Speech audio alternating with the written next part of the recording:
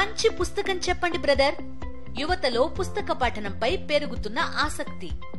పూర్తి వివరాలకు చదవండి రేపటి సాక్షి హైదరాబాద్ ఎడిషన్.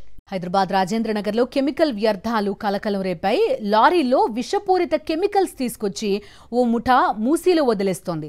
ప్రత్యేకంగా పైప్ లైన్ కూడా వేసి ఈ దారుణానికి పాల్పడుతోంది. కొంతకాలంగా ఈ దందా జరుగుతుండగా స్థానికులు మాటు వేసి పట్టుకున్నారు. అనంతరం ఈ కెమికల్స్ లారీని పోలీసులకు అప్పగించారు.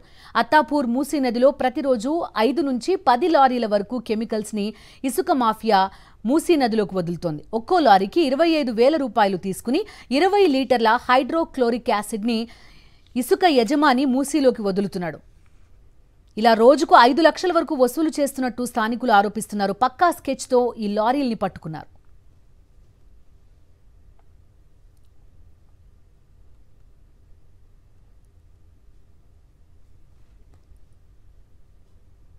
ఇక్కడ డంపింగ్ యార్డ్లో స్థానిక డంపింగ్ యార్డ్లో ఈ తతంగం అంతా జరుగుతుంది.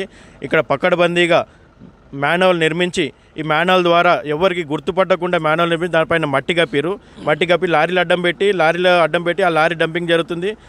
ఆ లారీలో ఎవరు తెలియదు అట్లా చేస్తున్నారు. అయితే స్థానికంగా ఇక్కడ ఉన్న డంపింగ్ యార్డ్ యజమాన్యం కూడా చర్యలు తీసుకోవాలి.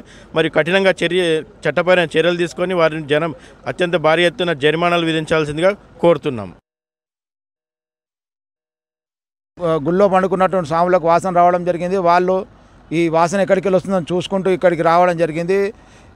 వచ్చినాక ఈ పోలీసు సిబ్బంది కూడా తెలియడం జరిగింది. వాళ్ళు కూడా వచ్చి చర్యలు తీసుకుంటున్నారు. అయితే ఎవరిని ఈ యొక్క దీంట్లో వదిలిపెట్టే ప్రసక్తి లేకుండా అందరిపై కఠిన చర్యలు తీసుకోవాలని చెప్పేసి మేము కోరుతున్నాం. కెమికల్ ఏదైతే వేస్టేజ్ విషపూరితమైనటువంటి కెమికల్ ఏదైతే ఉందో ఆ కెమికల్ ఇక్కడ నుంచి మూసీలకు వదులుతున్నారు. ఏమవుతుంది ఇప్పుడు ఇక్కడనే నిల్చుంటే దానివల్ల కంపు వాసన, విషమయ జ్వరాలు, తర్వాత రోగాలు ఇవన్నీ ఇక్కడ ఆంజనేయ స్వామి టెంపుల్ ఉంది. దానికి చందనం రాస్తే తెల్లారే వరకు నల్లగా దాని మీద మసిలాగా వస్తుంది. అంటే ఇంత కలుషితమైనటువంటి వాతావరణాన్ని ఈ డంపింగ్ చేయడం వల్ల అవుతుంది.